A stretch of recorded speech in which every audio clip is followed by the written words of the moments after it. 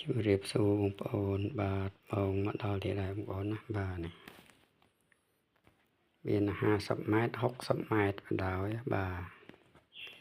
មានពីកន្លា3ផឹងបាទ4ផឹង5 6 7 8ផឹងបាទរហូតដល់កន្លា8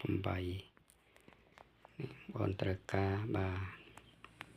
ម៉ោង40វ៉ាត់ណាបងប្អូនបាទម៉ោងខ្មៅ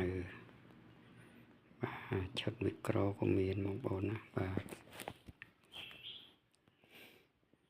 បងប្អូនត្រូវការម៉ោងថ្មីបាទទៅមកដល់60ត្បូងជាងទៀតទេបាទហ្នឹងហើយ3ថ្ងៃទៀតបាន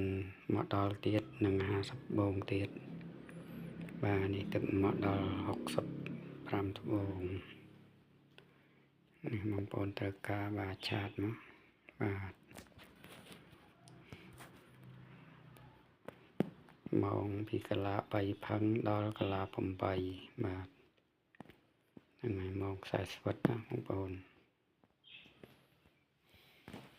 បាទមាន50ម៉ែត្រមាន60ម៉ែត្រ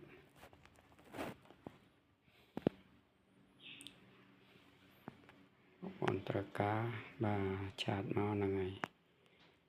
ពីថ្ងៃទៀតមកដល់ទៀតហើយបាទហើយមីក្រូឡើងពីថ្ងៃទៀតធ្លាក់មក20គ្រឿងទៀតណាឥឡូវនៅសល់តែ9ទេបើមកទឹកមកដល់ថ្មីនេះបាទ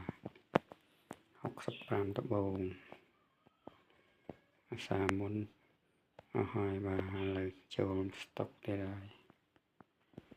បាទត្រូវការឆាតមកបាទម៉ោង40វ៉ាត់បាទ